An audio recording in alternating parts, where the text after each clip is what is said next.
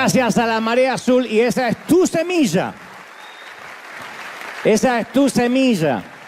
Porque a veces uno muestra lo que hacemos en Cuba, en Venezuela, qué sé yo, en Colombia, pero esto es maravilloso porque es aquí a solamente menos, ¿qué digo? 50 minutos de viaje en el mejor de los casos o una hora y esto está aquí nomás y lo tenemos bajo nuestras narices. Gracias por tu fidelidad, por sembrar y por ser parte de este río que no se detiene. Esto es iglesia.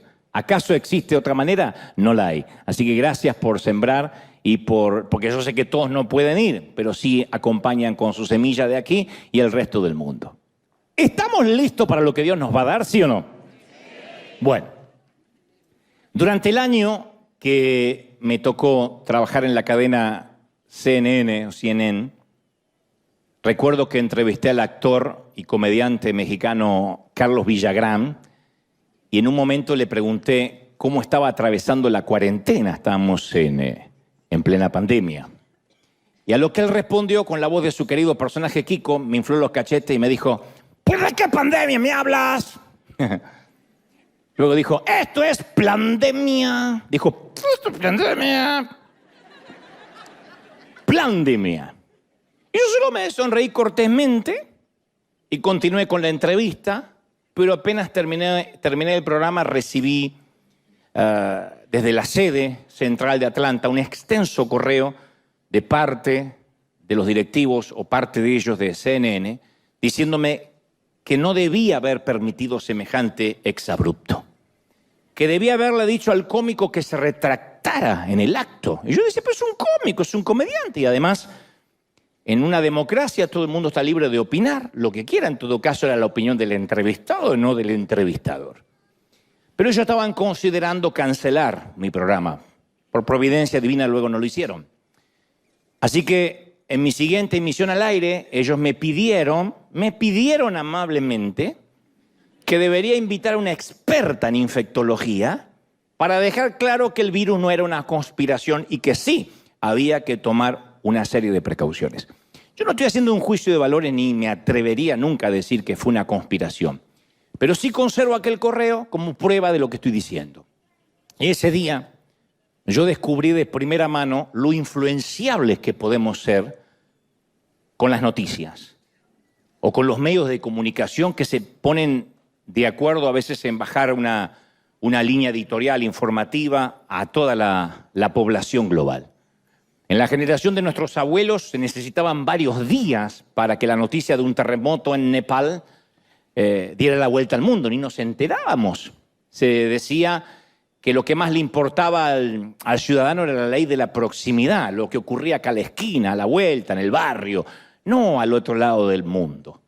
Y en todo caso, en el tiempo de nuestros padres, a lo mejor en el noticiero nocturno nos enterábamos de algunas catástrofes. Y a veces, hasta que no leíamos el periódico matutino, no teníamos idea, por ejemplo, que había estallado una bomba en Medio Oriente. Hoy todo es cuestión de segundos. Recuerdo que hace unas semanas atrás, deben recordar este episodio, yo estaba aterrizando en LAX y de pronto los celulares, no exagero, los celulares de 250 pasajeros sonaron a la vez con una alerta de un inminente huracán en California. O sea, el avión aterrizó y empezaron tin, tin, tin, tin, tin, tin, como los alertas Amber, pero estaban tin, tin, tin, tin, tin, tin, tin, tin, y ese mismo domingo del huracán, ese que arrasó con nuestras casas, ese mismo domingo que caían 3 gotas que hubiesen hecho reír a nuestros abuelos se hubiesen ido de parranda ese domingo. Muchos no se asomaron a la vereda porque las noticias informaban. Y me consta, decían: no se atrevan a salir a la calle a menos que sea un caso de fuerza extremadamente mayor. Entonces, desde las cadenas informativas atemorizan al mundo. En este caso, con el huracán, en pocas horas estaban desabastecidos los mercados. La gente lo primero que va a comprar es papel higiénico, como si el huracán produciera diarrea. No sé. No entiendo eso.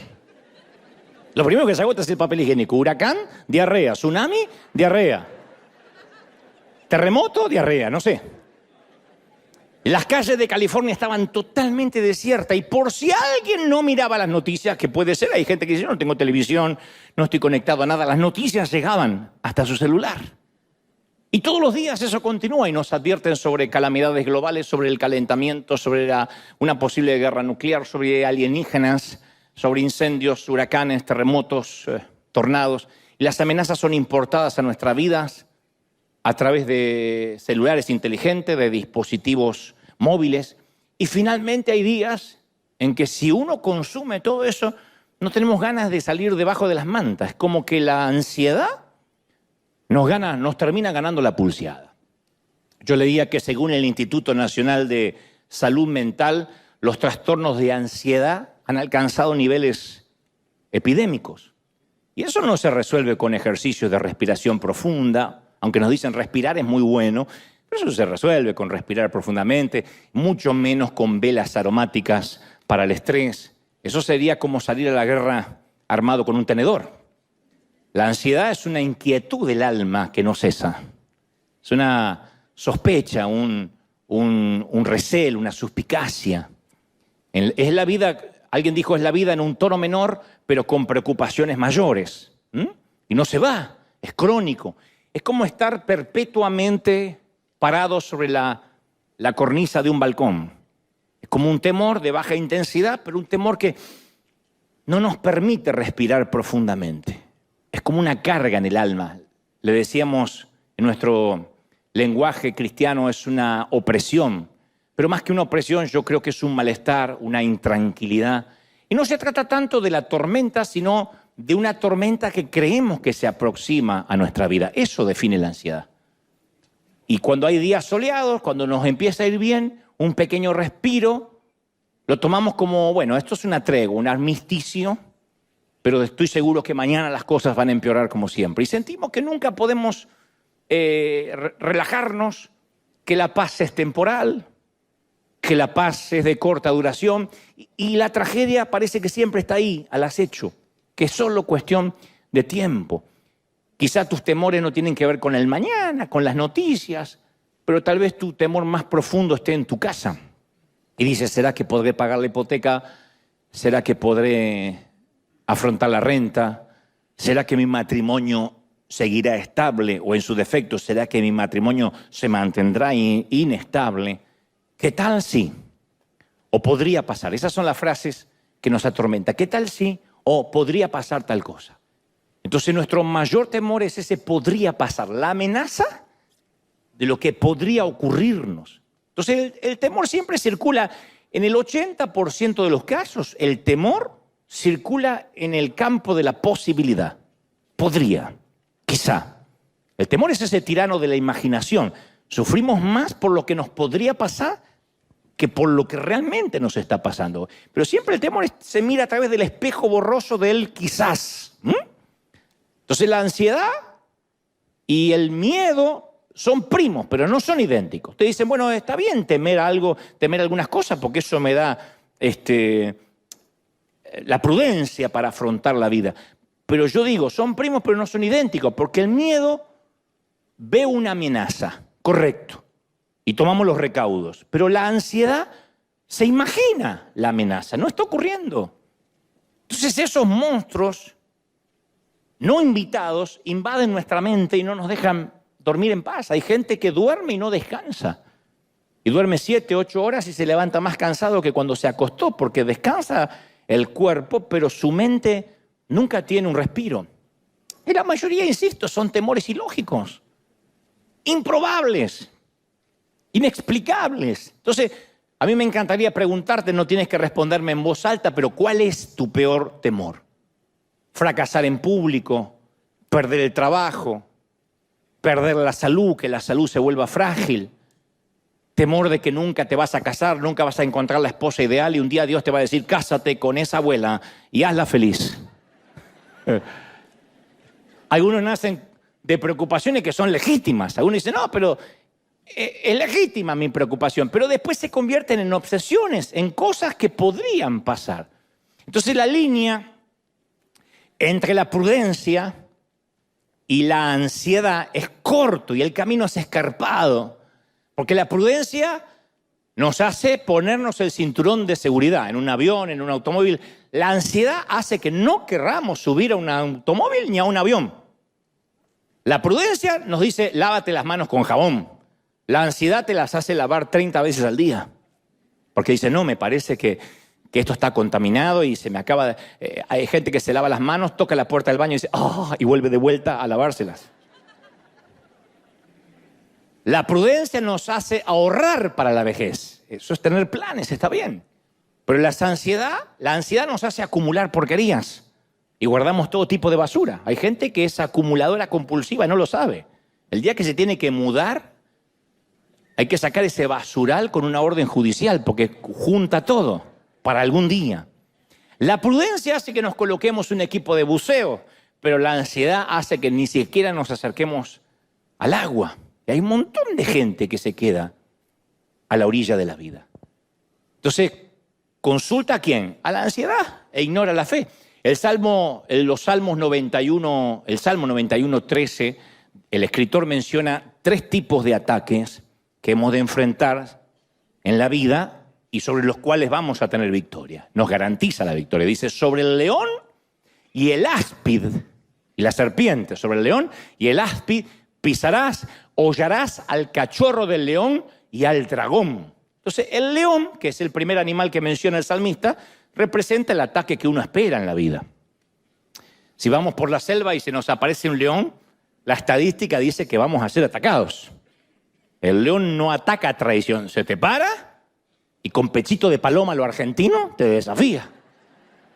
Entonces, el paquete de la vida viene con leones incorporados, con problemas incorporados. Por eso Pedro dice en la primera carta, capítulo 5, versículo 8, sed sobrios y velad, porque vuestro adversario, el diablo, anda como león rugiente buscando a quien devorar. Es un ataque esperado. Si tu suegra dice que el sábado vendrá a tu casa para visitar a sus nietos, ese es un ataque esperado. Si te lo anuncia el lunes, tienes 6 días o 4 días para preparar el ataque o la defensa. Luego el salmista menciona al áspid, la serpiente, que tipifica el ataque inesperado, que también la vida tiene esas cosas. Una víbora se esconde debajo de los arbustos, de la maleza, y ataca cuando uno menos lo espera. Entonces la vida también se compone del elemento sorpresa. Un accidente, un diagnóstico médico, una relación que se quiebra, una muerte inesperada, una infidelidad. Uno no espera eso, no planifica cuando uno va al altar algún día estar frente a la corte del divorcio. Una suegra que te cae de sorpresa el sábado sin avisar es un ataque inesperado. Yerno, te vengo a visitar. Eso es un ataque inesperado. No la compares con un león, esta vez con una serpiente. Nada, pobre serpiente. Pero, y finalmente, el salmista menciona al dragón. El dragón es una figura mitológica. Los hebreos creían que era una criatura serpenteante que vivía en los océanos y los mapas de las civilizaciones antiguas tenían figuras de dragones en las aguas desconocidas de entonces. Entonces, mucho antes de Colón, ellos colocaban un dragón como diciendo es un agua desconocida y lo más posible es que allí habiten esos monstruos marinos. Entonces el dragón representa ni el ataque esperado ni el ataque inesperado, representa el ataque infundado, el imaginario, el que no existe, pero que más miedo nos da. En este caso, si estás soltero y ni siquiera tienes pareja, tienes miedo que tu suegra venga el sábado. Eso es un ataque infundado. Es el dragón debajo de nuestra cama, cerquita nuestro. Un enemigo íntimo que nos quita el aliento. Es un temor nefasto de que algo está mal y no sabemos qué. Estoy intranquilo y no sabemos por qué. Y nos empieza a envolver como una nube negra. No sabemos de qué viene esa intranquilidad. Una vez supe de un contador que le dijo a su cliente que ya había hecho sus cuentas con el IRS, con el Servicio de Impuestos Internos. En algunos países es Hacienda, en otros países es la FIP, por ejemplo en Argentina. Pero había dicho, mira, ya hice las cuentas con el IRS y te va a llegar una carta donde te van a detallar cuánto es que debes. y él se le paralizó la sangre. Es lo que nos paraliza en este país cuando te dice te va a llegar una carta del IRS, porque nunca son salutaciones navideñas. Y cuando llegó la carta, no pudo abrirla. Entonces la puso temblando sobre su escritorio y la tuvo ahí 2 semanas, 10 días. Muerto de temor porque decía, ¿cuánto dinero voy a deber? No quiero ni mirar. Porque ¿de dónde lo voy a sacar? Y si no tengo el dinero para pagar lo que debo, seguramente voy a ir preso. Y finalmente consiguió, después de 10 días, las fuerzas para abrir el sobre y encontró que no era una cuenta para pagar, sino un cheque para cobrar. Sucedió que el IRS le debía dinero a él. Yo sé que en otros países, en los nuestros, esto es ciencia ficción. El gobierno no te devuelve nada, dice, te equivocaste y bueno, te dejan el crédito para tus nietos. Pero esto sucede, que el IRS, si pagaste de más durante el año, te devuelve. Y él había malgastado 10 días con un temor infundado. Entonces los dragones no merecen el miedo que a veces le tenemos. No lo merecen. Pero no estamos solos en esta batalla contra los dragones. Yo me puse a investigar ayer y digo, hasta quienes parecen tenerlo todo, las celebrities, las celebridades, dice que confiesan tener dragones que los persiguen. Se ve que tenemos una celebridad acá o alguien que se rió del chiste anterior, pero sea lo que sea, todos coincidimos en que hay dragones que nos atosigan. Y hay una amplia variedad de fobias. Recordamos a Michael Jackson, que tenía temor a la contaminación, a las infecciones, a las enfermedades, dormía en una cápsula de oxígeno.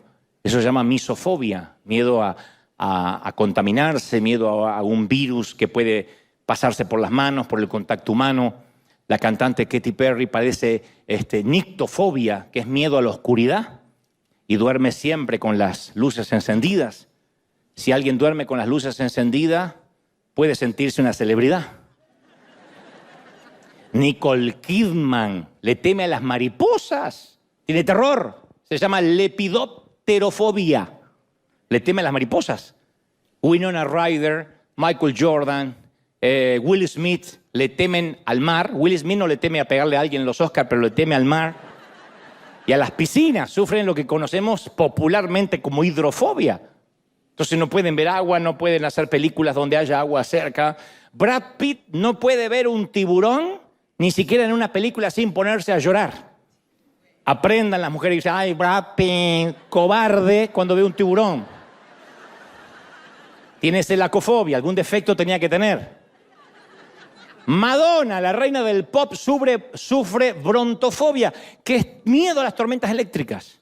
Y tienen literalmente que oscurecer todas las habitaciones cuando hay tormenta eléctrica porque solo con ver un relámpago empieza a tener ataques de pánico y se le corta la respiración. Scarlett Johansson tiene ornitofobia, miedo a las gaviotas, miedo a los pájaros. Uma Thurman, ¿se acuerdan de Uma Thurman de Kill Bill? Bueno, justo vinieron todos los espirituales hoy, pero los carnales vienen al otro servicio. Uma Thurman no puede atravesar puertas giratorias debido a la claustrofobia. Matt Damon, Salma Hayek padecen ofidiofobia. Esa la padecemos casi todos, que es la fobia a las serpientes. Megan Fox tiene papirofobia. Cuando le dan un papel, ella no puede tocar el papel seco. Se llama papirofobia. Tiene que tener una taza con agua para pasar las hojas. ¿Cómo no se me ocurrió eso cuando era chico y estudiaba? Mamá, no soy burro, tengo papirofobia.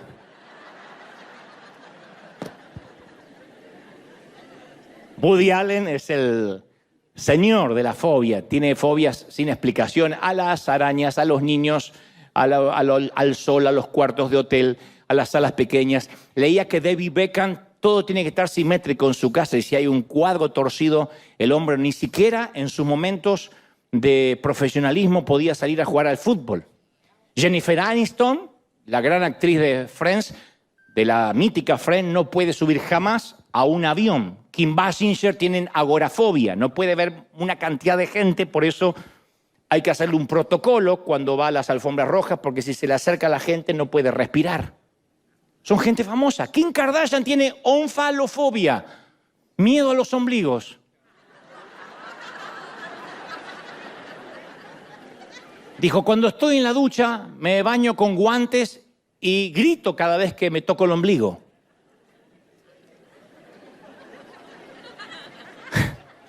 Johnny Depp, además de la nueva fobia de ahora que es a la Amber, tiene miedo a los payasos. Se llama coulrofobia. Y todos los mortales coincidimos en la socerafobia, que es fobia a las suegras. Todos tenemos esa fobia. ¿Qué son? Dragones bajo la cama.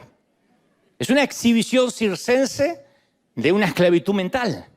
Y las fobias son como los anillos de una serpiente. Mientras más cedemos a ellas, más fuerte nos aprietan. Pero esta gente que acabo de mencionar, puede tratar de evitar las mariposas, los tiburones, las gaviotas, la oscuridad, los payasos y las ex, y hasta los ombligos. Pero hay otras ansiedades que son difíciles de evitar. El temor al fracaso, a la soledad, al rechazo. Son temores constantes y están enclaustrados en la mente. Y la mente es como que luego hace un búnker alrededor, los rodea para que no puedan salir. Y todos esos temores a veces pueden devenir en respuestas tóxicas. Inmovilización, hay gente con parálisis en la vida, con retraimiento, con pasividad, con depresión, con trastorno psicosomático, con enfermedades mentales que no resisten análisis clínico. Por eso yo siempre suelo preguntar, ¿qué te inmoviliza? ¿Qué es lo que dice? No, eso es una línea que no cruzo. ¿Qué es lo que te roba el gozo? Porque el enemigo no puede robarte la salvación, pero te puede robar el gozo de la salvación. Como David bien lo expresó, devuélveme el gozo. Quiero recuperar el gozo de la salvación. No puede robarte el matrimonio, pero puede robarte el gozo del matrimonio. No puede robarte los hijos, pero puede robar la felicidad de criar hijos. Entonces, ¿qué es lo que te quita el sueño por la noche? La sede central del temor, su ciudad capital, siempre es el futuro. Nunca es algo que podemos resolver hoy, es lo que está más allá. Todos los acontecimientos de nuestra vida ocurren en dos marcos de tiempo, pretérito, pasado y futuro, porque el presente es una fuga continua, infinitesimal, que cuando la queremos agarrar ya es pasado, hace un minuto ya es pasado. Entonces, antes que lo definamos ya es pasado. Pero a veces nos olvidamos que nosotros somos los que vivimos dentro de una cápsula del tiempo. Dios, que creó la cápsula del tiempo, Dios no vive dentro del tiempo, vive fuera del tiempo. Y el Dios que vive fuera del tiempo, que conoce nuestro futuro, que conoce nuestro pasado, obviamente conoce nuestro presente, dice más de 300 veces en la Biblia, no temas. Es el mandamiento que se repite con más frecuencia, no tenga miedo. Él dijo que vino a proclamar libertad a los cautivos y cuando hablaba de los cautivos también hablaba de los que por alguna razón somos prisioneros de ese temor. No temas. Yo no sé si sabías, pero todos tenemos un par de amígdalas cerebrales. Si alguno no tenía, la puede empezar a estrenar a partir de ahora, ¿no? Son dos conjuntos de circuitos neuronales en forma de almendras que funcionan como un sistema de alarmas. Eso viene de nacimiento. Y gracias a las amígdalas cerebrales retrocedemos en el borde de la vereda cuando un auto pasa de golpe. Un auto toca bocina y retrocedemos. Eso lo produce las amígdalas cerebrales. O vemos que viene un pelotazo en nuestra dirección y agachamos la cabeza, ¿no? Para que no nos toque. O nos agarramos del pasamanos rápido cuando vemos que nos estamos por caer de las escaleras. O cerramos las ventanas y nos quedamos en silencio cuando el sábado apareció la suegra y simulamos que no hay nadie. Entonces, el sistema nos alerta incluso antes de pensar que estamos en peligro. Entonces, ¿qué hacen las amígdalas cerebrales? Estimulan una reacción antes que sepamos que hace falta una. Y todo nuestro cuerpo reacciona. Entonces, nuestras pupilas se dilatan ante el peligro. Aumenta nuestra visión, respiramos más rápido, aumenta la adrenalina, las pulsaciones aumentan, salen fuerza donde no teníamos. Llega más sangre a nuestro sistema, pero no obstante, nadie quiere un sistema de alarma en su casa que empiece a sonar con una ráfaga de viento, con el ladrido de un perro del vecino. Vieron que hay autos así, molestos, porque alguien pasó por al lado. No queremos ese sistema de alarma en nuestros hogares, pero tampoco lo queremos en nuestra cabeza. Pero hay temporadas que vivimos con nuestro sistema de alarma mental sonando todo el tiempo y no hay razón. Son dragones, no hay razón. Vemos un lunar, Cáncer. Seguro que es cáncer. A lo mejor te tienes que bañar más seguido, no sé. No te toques el ombligo como la Kardashian, pero báñate. Nuestro hijo tarda en llegar y ya pensamos que en cualquier momento o nos llaman de la policía, del hospital o de la morgue para que vayamos a reconocer el cadáver. Nuestra pareja textea con alguien y ya imaginamos que nos está engañando. Entonces no podemos vivir en esa alerta máxima pensando que todo va a empeorar en el próximo minuto. Porque a eso, por definición, etimológicamente se le llama estrés. Eso es el estrés. ¿Y qué deviene del estrés? La presión arterial, la insuficiencia coronaria, renal, diabetes, obesidad, disfunciones sexuales. Y no podemos decir, bueno, Dios sabe todas las cosas. Más de uno llega al cielo y Dios dice, yo no te llamé, te viniste por motu propio. Con el estrés que tenía, raro que no apareciste 20 años antes. Es así. Entonces, Dios creó nuestros cerebros para reabastecerse con los mismos tranquilizantes naturales que Él nos da desde la creación, que es la dopamina y la serotonina.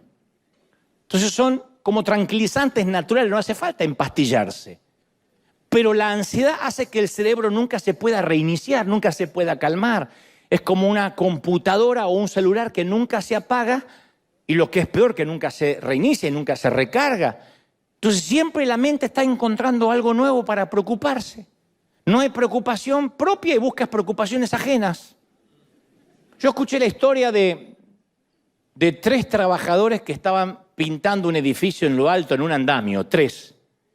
De pronto uno de ellos sufre unos deseos fuertes de orinar y se bajó de inmediato del andamio y los otros 2 continuaron. Minutos después el andamio cedió y se vino al vacío y le costó la vida a sus 2 compañeros. Y el hombre que salvó su vida no podía creer tanta suerte. Así que se había salvado por cuestión de segundos. Si no baja, él también era una víctima. Así que llega a su casa y le dice a la esposa, ay, no sabe lo que me pasó, gorda. El andamio en que estábamos trabajando los 3 se vino abajo. ¿Y cómo no te moriste? No, porque yo un minuto antes me bajé a orinar. Gracias a que tuve ganas de ir al baño, salvé mi vida. Y la mujer con lágrimas lo abraza y dice, no lo puedo creer, lo que es Dios. Pero el marido continúa y le dice, lo bueno es que la compañía va a indemnizar a las 2 viudas de mis amigos con $1 millón a cada una. Y la mujer gritó, ¡ay, qué bonito! Y el señor orinando.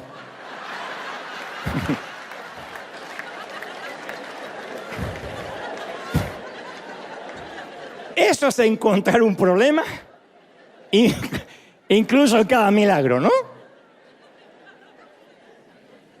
Y cualquiera pensaría que los cristianos estamos exentos de la ansiedad. Que decimos, no, yo soy cristiano, no tengo que tener ansiedad. Y nos han enseñado que la vida cristiana es una vida de continua paz. Y cuando no sentimos paz, asumimos que hay algo malo en nosotros, que Dios nos dejó, o que Dios retiró su favor. Entonces no solo nos sentimos ansiosos, sino que también nos sentimos culpables por sentirnos ansiosos. Ahí es cuando aparece la frase, y algo habrás hecho. Algo habrás hecho para que pierdas la paz. Entonces sentimos no solo la ansiedad, sino la culpa de ser ansiosos. Entonces no dejamos de congregarnos o dejamos de orar porque nos sentimos culpables por sentirnos así. Y Pablo, que no estaba ajeno a esta realidad, el apóstol dice, no se inquieten, en Filipenses 4:6, no se inquieten por nada. No se pongan ansiosos por nada, dijo Pablo. No dijo, inquiétense lo menos posible, lo prudente. O inquiétense solo los lunes. Pablo dijo, no está dando ningún margen de ansiedad, no te inquietes por nada. Y muchos de los de mi generación tratamos con la ansiedad continuamente, tenemos que luchar con ese fantasma, porque está en nuestro sistema de creencias. Hagan memoria, no solo de mi edad, tengo 30 y pico, pero hagan memoria a los que tienen un poquito más. Nuestras madres minimizaban cualquier buena noticia con una buena dosis de realidad, así eran las madres de antes. Mi madre usaba todo tipo de frases catastróficas. Mi madre era como todas, una buena mamá, controladora, psicópata, como todas las mamás. Y cuando ella decía algo, a su lado, Nostradamus a su lado era Dora la exploradora, porque ella Mi mamá rechazaba la felicidad como si su corazón fuera de teflón. Entonces, siempre para ella la felicidad era sospechosa. Deja de reírte como un bobo, que el que se ríe mucho a la noche llora, decía la vieja. Ríanse, ríanse, ya los voy a escuchar llorar. Mirá la profecía que te daba. Ni en enlace te dicen eso. Y ella siempre cuidaba que no tuviéramos un exceso de felicidad. O me profetizaba, sigue jugando, se te va a partir la cabeza, ya te vas a caer, mamá no se equivoca, te vas a caer. Y tarde o temprano se le cumplía. O encontrábamos una vecina. Mi mamá iba caminando conmigo y una vecina decía, ¡ay, Nelly! ¿Pero cómo creció esta criatura? ¡Está enorme! Y sí, ellos cada vez más grandes y nosotros más cerca de la tumba. Para que quede claro que mi felicidad era su muerte. Mamá, ¿no sabés cómo me divertí con mis amigos? Disfruta ahora que puedes. Algún día cuando tengas hijos vas a ver lo que es el sufrimiento. Peor que un pastor pentecostal, peor. Menos mal que Pablo no era como mi madre. En Filipenses 4:4 le escribió, alégrense siempre en el Señor, insisto, alégrense. Luego aclara y agrega, no se inquieten por nada, más bien en toda ocasión con oración, con ruego, presenten sus peticiones delante de Dios dando gracias, y la paz de Dios que sobrepasa todo entendimiento cuidará sus corazones y sus pensamientos en Cristo Jesús. Es maravilloso, ¿o no? Esas palabras, tan solo esas palabras ya nos alejan de la cornisa. Eso es lo que yo te recetaría hoy. Esas palabras de Filipenses, de Pablo a los filipenses, a la iglesia de Filipo. Entonces la voluntad de Dios no es que vivamos ansiosos. Él nos creó para mucho más que una vida de angustia, una vida que nos roba el aliento, las fuerzas del mañana, que nos divide la mente. Entonces la receta de Pablo, el recetario de Pablo contra la ansiedad comienza con un llamado a alegrarnos. Ahora, convengamos que cuando Pablo escribió esto, el futuro de Pablo era tan sombrío como la celda en la que estaba. Entonces cuando uno lee sus palabras pensamos que el tipo lo está escribiendo de un hotel playero de Jamaica. Pero su carta a los filipenses no incluye ninguna palabra de queja, ni siquiera una. Y primero usa el presente imperativo, alégrense. No es una sugerencia, no es un consejo, es una orden, alégrense. Y por si el tiempo verbal no fuera bastante, elimina la fecha de expiración y dice, alégrense siempre en el Señor, no los domingos. Alégrense siempre. No tiene fecha de expiración la orden. Y si acaso el tiempo verbal y el siempre no fuesen suficientes, Pablo repite la instrucción. Insisto, una de las pocas veces que el apóstol insiste con algo. Insisto, alégrense. Entonces uno dice, ¿cómo obedezco semejante instrucción? ¿Qué me tengo que reír siempre como esquizofrénico? ¿Cómo estás? ¿Bien? No podemos ser el Joker. No es un llamado a un sentimiento, sino una decisión. Que pase lo que pase, sabemos que Dios está al control. De que Dios es bueno, de que Él sabe lo que está pasando. ¿Sí? Entonces, la convicción siempre precede a la conducta. Yo primero me tengo que convencer de algo para que la conducta sea orgánica. Por eso en cada una de las cartas o epístolas, Pablo primero hace énfasis en las convicciones antes de hablar sobre las acciones. Entonces, ¿cuál es la convicción? Entender la soberanía de Dios. No es solo cantar soberano Dios, Dios omnipotente, Rey de Reyes. Sino que uno tiene que convencerse que Él es soberano, que Él es un rey, porque eso es vital para el tratamiento de la ansiedad. Si sentimos que somos una hoja en el viento, víctimas de la suerte, de las fuerzas aleatorias, invisibles, turbulentas, que quién sabe lo que me va a pasar en la vida. Y claro que uno se preocupa, esa es la falta de control. La ansiedad es falta de control. Y la falta de control origina temor. ¿Por qué produce tanta ansiedad subirse a un avión? Porque lo que uno ve es una ventanita así. No sabe lo que está haciendo el piloto. Antes del 911 podíamos visitar la cabina del piloto, ahora ya no. Entonces uno no tiene ni la menor idea si cuando el avión se está moviendo el piloto está tomando café o se está poniendo el paracaídas. Pero no solo el avión produce falta de control, una congestión de tránsito. Eso es más que suficiente para demostrar la teoría de la ansiedad. Yo leía que un grupo de investigadores descubrió que un embotellamiento en el tránsito triplica las posibilidades de un miocardio, de un infarto. Porque una congestión de tránsito, ¿qué? Es la pérdida de control máxima. Entonces vos ves el chinito de adelante que no se mueve, el chinito de atrás que te apura y te agarra una suerte de preinfarto al menos. Entonces la ansiedad aumenta mientras disminuye la percepción del control.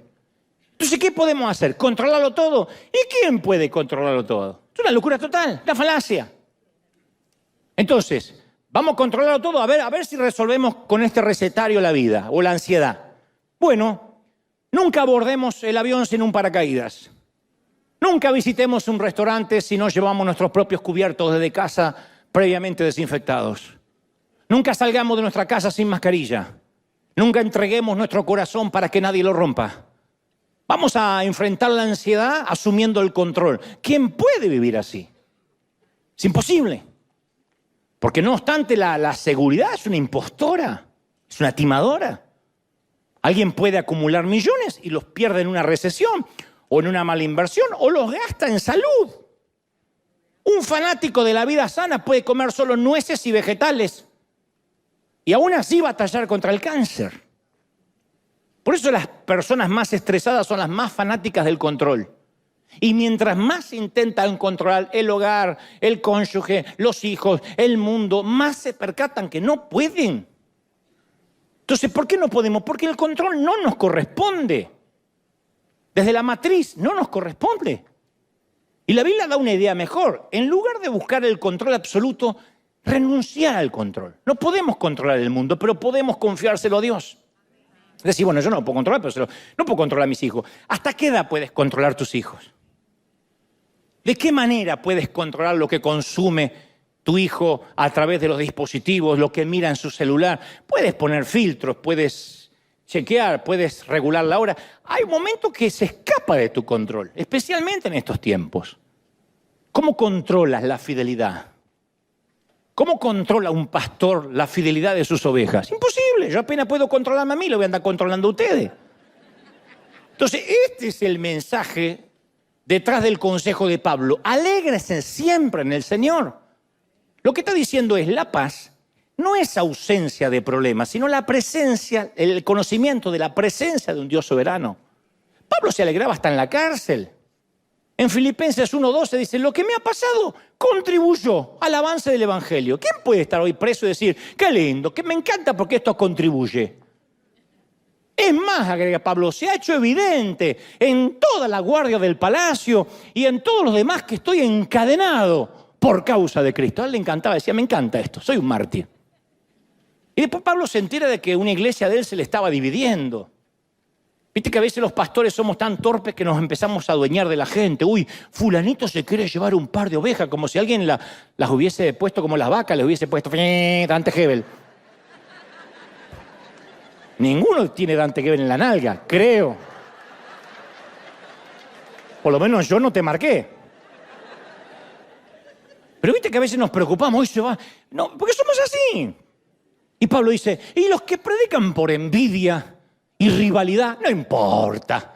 Sean falsas o genuinas sus motivaciones, se predica a Cristo de todas maneras, de modo que me gozo y seguiré gozándome todavía. Y yo me alegro igual, nada me va a quitar la sonrisa. ¿Sabe a quién me hace acordar? A Ortiz, a nuestro pastor fundador. Que yo te conté que una vez le pregunté, ¿por qué, Juan Carlos, invitás a tu casa a este fulanito que te hizo la vida imposible cuando estaba en la iglesia y hasta te la quiso dividir? Y Juan Carlos me decía, pobrecito el petizo. Lo que pasa es que si yo no lo amo, ¿quién lo va a amar? ¿Sabe por qué lo amo? Porque ni el diablo lo quiere en el infierno. Entonces, Dios reina soberanamente sobre cada detalle del universo. Daniel 4:35 dice, Dios hace lo que quiere con los poderes celestiales y con los pueblos de la tierra. No hay quien se oponga a su poder, ni quien le pida cuenta y le dice, ¿qué haces? Isaías 7:18 agrega, Él puede llamar de un silbido a la mosca que está en los lejanos ríos de Egipto. Entonces Él conoce las estrellas y conoce los gorriones de nuestro jardín. Grande o pequeño, desde el ejército de los Estados Unidos de América hasta el ejército de hormigas de nuestro patio, todo está bajo su control. Yo te cuento una breve historia. Durante el siglo XIII a.C., Judá disfrutaba de un periodo de paz a nivel nación gracias al reinado, al liderazgo estable de un tal Usías, el rey. Y aunque los adversarios amenazaban todo el tiempo, Usías lo mantuvo libre de ataques durante un periodo de 52 años. Esto es casi poquito más de medio siglo. Entonces un día Usías murió. ¿Y qué le va a ocurrir al pueblo de Judá ahora que su presidente, su jefe de Estado, su rey no estaba? ¿Qué nos dice Dios? ¿Qué es lo que pasa cuando el guión de nuestra vida cambia inesperadamente, cuando el infortunio se hace un compañero de cuarto? Bueno, el profeta Isaías da un recetario, escribe la respuesta. Dice, en el año que murió el rey Usías. Se nos pasa ese detalle, parece que es un tema menor o simplemente nos quisiera ubicar en tiempo y espacio geográfico e histórico, pero él está diciendo, en el año que murió el rey Usías, yo vi al Señor, a Dios excelso y sublime, sentado en su trono, las orlas de su manto llenaban el templo. Luego da una descripción de los ángeles que están alrededor y dice, y por encima de él había serafines y uno al otro se decía, santo, santo es el Señor, todopoderoso, toda la tierra, no solo Judá, no solo El Salvador, no solo México, no solo Argentina, toda la tierra está llena de su gloria, toda la tierra está llena de su gloria. Él es soberano, aleluya. Entonces, el trono de Usías estaba vacío, pero el trono de Dios estaba ocupado. La respuesta de Dios para la ansiedad siempre ha sido lo mismo. En el cielo hay un trono que está ocupado. ¿Cómo se nos olvida, gente? Entonces, ¿cuándo disminuye nuestra ansiedad? Cuando aumenta la comprensión, la convicción de que Dios está al control. No hay nada que te va a pasar que Dios no sepa.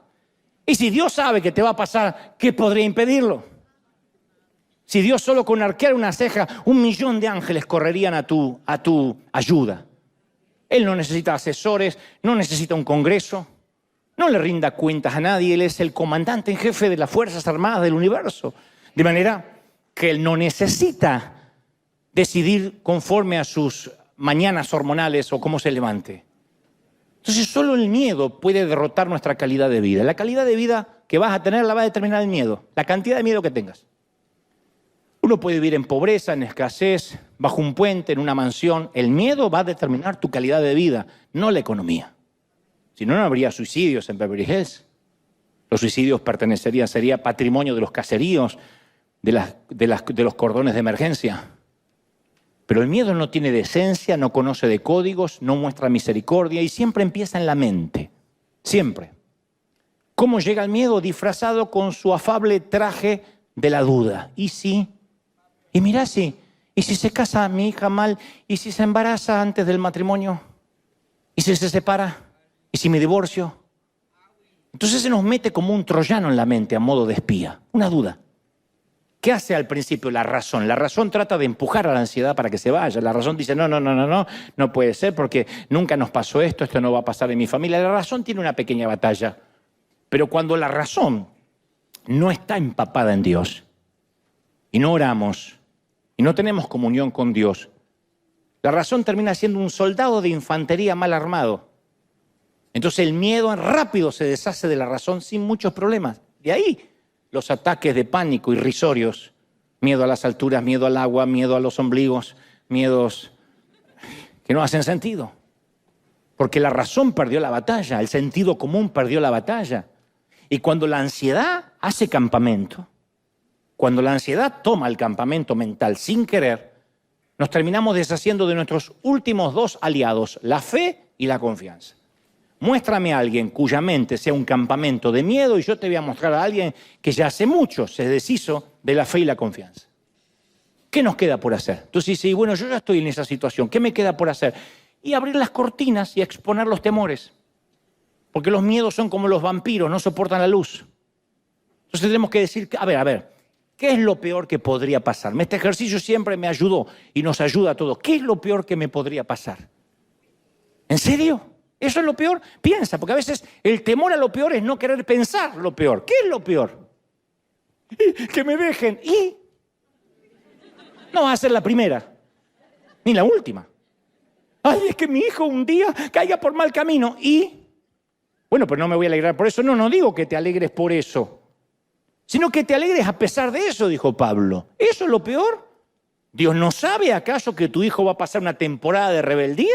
¿O no te acuerdas cuando era joven? ¿O crees que vino de Krypton tu hijo? Ay, no, es que mi tiempo eran otros tiempos. Tu abuela no pecaba por falta de recursos, nada más que eso. Yo no era más santo, yo no pecaba por falta de recursos, no sabía dónde pecar. Se paraba en la iglesia y decía, hermano, caí en pecado, en un lugar para adultos. Todos decíamos, ¿dónde? Detalles, acá queremos detalles, para que Dios limpie tiene que ser detalles. Yo no teníamos idea. Cuando dice, ¿qué es lo peor? Ahí cuando dice, diablo, ¿de verdad eso es lo mejor que tienes? ¿De verdad? Entonces me voy a alegrar. Si eso es lo mejor que tienes, me voy a alegrar. Porque mayor es el que está conmigo que todo lo que se quiera levantar. Si eso es lo mejor que tienes.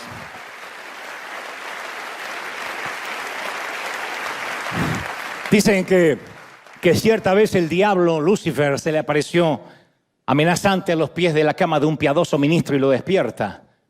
Y el ministro se despierta y dice, oh, diablo, solo eras tú, pensé que era algo realmente malo, y siguió durmiendo. Entonces hay que sacar los temores de nuestra mente, que se paren delante de Dios y esos temores reciban su merecido castigo. Entonces, ¿qué es una iglesia saludable? Un sitio donde los temores vienen a morir, donde los temores vienen a languidecer. Los herimos con las escrituras, los derretimos bajo la confesión, decir, este es mi miedo. Los extinguimos bajo la catarata de la adoración, de la búsqueda del Señor. Algunos ven problemas y se retuercen las manos. Nosotros vemos los problemas y doblamos las rodillas. Entonces tenemos que atrevernos a creer cuando Dios dijo, y sabemos que los que aman a Dios, todas las cosas. Menos mal, pensé que tenían menos Biblia que una mezquita. Gloria a Dios. Hace poco estuve en la gira y alguien me dijo, yo no me doy por vencido, como dice la Biblia. Luis Fonsi, 3:16.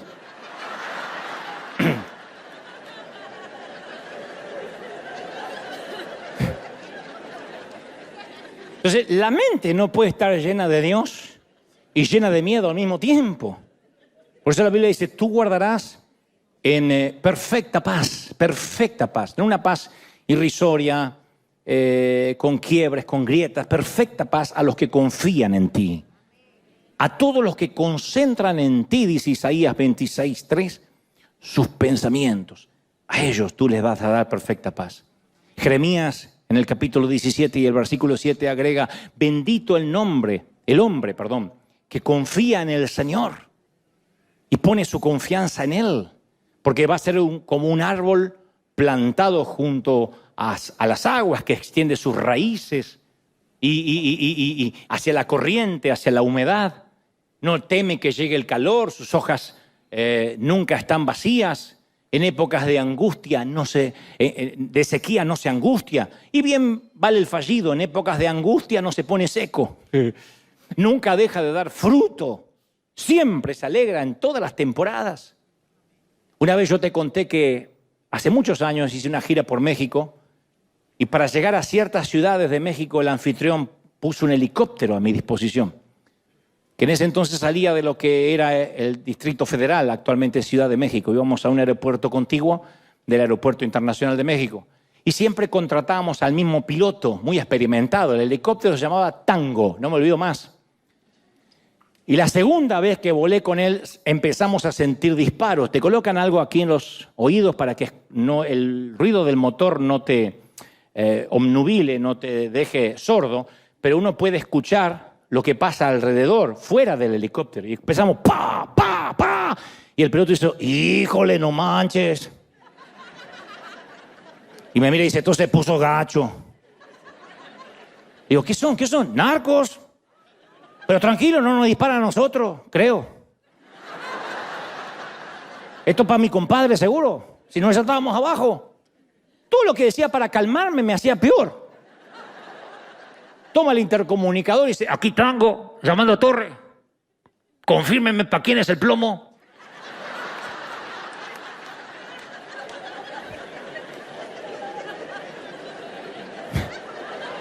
Ahora entiendo por qué los huracanes compran papel higiénico.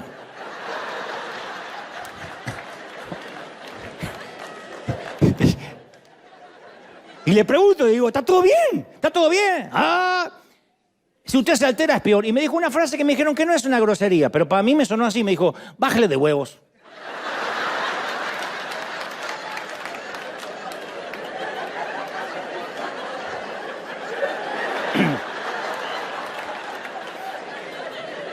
No sé qué significaba, pero me puse peor. Hasta que me dice, mire, la neta es que no nos vamos a enfrentar con nada de lo que yo no haya lidiado antes. Esto es México, mano. Confíe en mí, disfrute el vuelo, respire hondo, carnal. Usted dedícase a predicar, que yo me dedico a volar. Por alguna razón, ahí me calmé. Porque el tipo es como que estaba dispuesto hasta a evitar los disparos. Ese día aprendí una frase que no está en ningún proverbio, pero se transformó en mi axioma, en mi tótem. Yo tengo que dedicarme a lo que Dios me mandó a hacer y Él se va a ocupar de mantenernos en el aire y a salvo. No hay nada con lo que no has lidiado antes, ¿o no? Vos sabés que en las famosas tiendas de hilos, de encajes de Bruselas, Bélgica, hay unos cuantos cuartos donde solo se hilan los encajes más finos, con los diseños más delicados, que luego van a las grandes marcas. Y estos cuartos están completamente oscuros, excepto un rayo de luz natural que entra por una ventana. En el cuarto se sienta el hilador y ellos piden hilar de esa manera, tejer de esa manera, que la luz de la ventana alumbre el diseño y el hilador permanecer en la oscuridad. No se encandilan, ven con claridad, ellos tienen que estar siempre en la oscuridad. Y es muy posible que haya temporadas en nuestras vidas que Dios permaneció en la oscuridad, pero eso no significaba que no estaba tejiendo. Lo buscamos, no pudimos verlo. Solo vemos las circunstancias entretejidas, pero no vemos al hilador.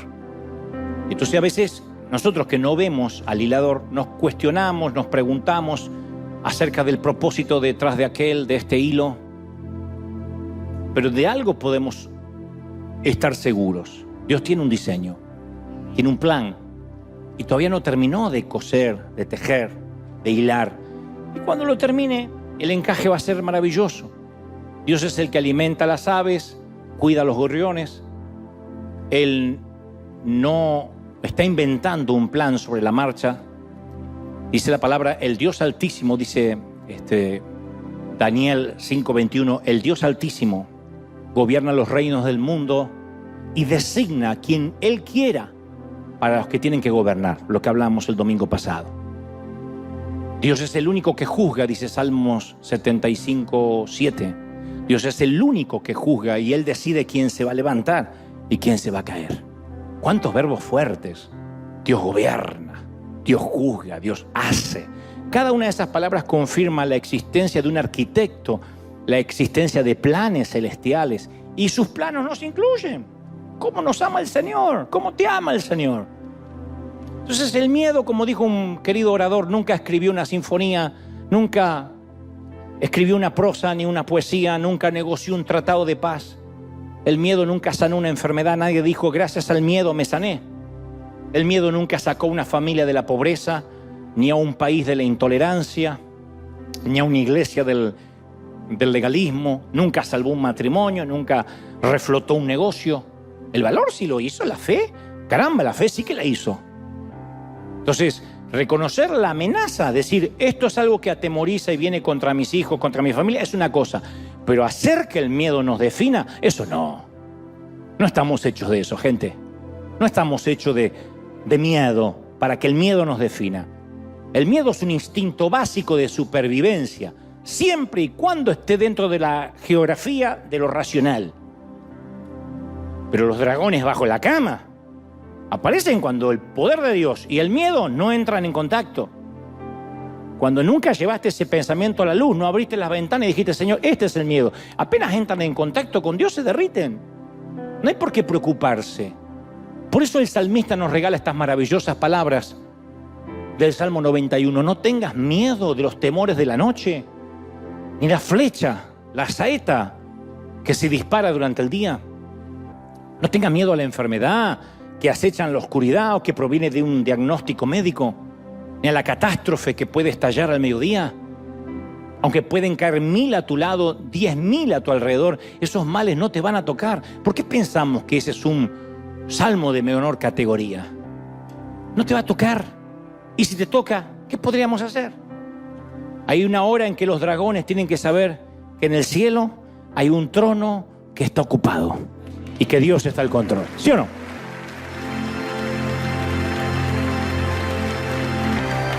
Dale un aplauso al Rey de Reyes y al Señor de Señores. El Rey está en la casa. ¡Yeah! ¡Aleluya! Cuando te pongas de pie, dale un aplauso fuerte, fuerte, fuerte, fuerte, fuerte al Rey de Reyes, al Señor de Señores. ¿Cómo te ama el Señor? ¿Cómo te ama el Señor? ¿Cómo no te va a amar? ¿Cómo no te va a amar? ¡Aleluya! ¡Uy! Dale, dale, dale, gloria a Dios. Se van los dragones debajo de la cama. ¡Se va! Te amamos, Señor. Levanta las manos al cielo. A todos los que están en casa, los que están aquí por primera vez, católicos, ateos, judíos ortodoxos, musulmanes, mormones, testigos de Jehová, independientemente de lo que crees, me encantaría que le digas, Señor, entra en mi corazón, perdona mis pecados, anota mi nombre en el libro de la vida, Señor. Quiero que toda ansiedad, que todo miedo se vaya. Si ya conoces al Señor, dile, Señor, perdóname por no haber puesto en contacto mis dragones contigo. Vamos, vamos, levanta las manos y piensa qué es lo peor que podría pasar. Cruza la frontera del imaginario público, cruza la frontera del más allá y dile, Señor, me estoy dando cuenta de que no hay razón para preocuparme. Porque si tuviera que morir, ¿dónde está el aguijón de la muerte? ¿Dónde estaría la victoria del sepulcro, como dijo el apóstol? Si tuviera que estar enfermo una temporada, bueno, Dios sabe. Este cuerpo se mantiene y se sostiene por la fidelidad de Dios, y Dios dice hasta aquí, es porque hasta aquí. Y tal vez tenga que pasar una temporada en el sitio de cuidados intensivos para hablar con alguien, para relacionarme con alguien que de otro modo no conocería. Mis hijos están en tus manos, pero te los entrego hoy definitivamente. Al cabo, tú estás más interesado en que ellos sean bendecidos de que yo, que apenas soy un padre y una madre terrenal. Mi cónyuge está en tus manos. Mi congregación, pastor, dile, mi congregación está en tus manos, porque no es mía. En realidad es una falacia decir mi congregación. La congregación que en tu providencia me has puesto al timón es tuya, Señor, es tu iglesia. Dile lo que le dijo Moisés a Dios, es tu pueblo, no es mío. Yo no pienso subir a ninguna cruz por nadie. Y los que están aquí dicen, Señor, yo no quiero inmolarme por nadie, así que es tu pueblo. Porque a veces oramos como que tuviésemos más cargas por las almas que el mismo Dios. Oramos como diciéndole, Señor, si amaras la gente como la amo yo, las traerías a la iglesia. Dile, Señor, es tu gente, es tu iglesia. Yo solo he de predicar, yo solo he de levantar tu palabra, he de levantar tu estandarte. Vamos, levante las manos, beban, beban, beban. Los que tengan el bautismo del Espíritu, suelten lenguas o abran su boca como el Espíritu Santo les da. Los que no, abran la boca, que de algo Dios la va a llenar. Yo siento que algo está ocurriendo, son los últimos minutos. ¡Aleluya! Bendito eres. Todos. Todos. Levante las manos conmigo y diga, Señor, oh, la gloria del Espíritu está llenándolo todo. Momento. Es la gloria del Espíritu. Aquí en casa nos vamos a quedar solo 2 minutos más, 3. Pero yo voy a despedir a todos los que están del otro lado, en Asia, en África, en América, en Oceanía, en Europa. El Señor me ha dicho que te diga, no te preocupes, no te entregues, no te rindas, no abandones, no tires la toalla. Hay tanto que el Señor invirtió por ti, invirtió una resurrección en ti. ¿Cómo no te va a amar? Si en sus manos te tiene esculpido, ¿cómo no te va a amar el Señor? El Señor me dice que te diga: no te entregues, pelea, pelea. Aún no escucho la campana, Rocky. Aún no escucho la campana. Sigue, sigue, un round más, sigue, sigue, no te entregues. ¡Uy! No te entregues, iglesia, no te entregues. Alégrate en el Señor. Insisto, alégrate siempre. Y la paz que sobrepasa todo entendimiento, que va más allá del raciocinio, de la racionalidad, del sentido común. Esa paz que no se puede explicar en palabras.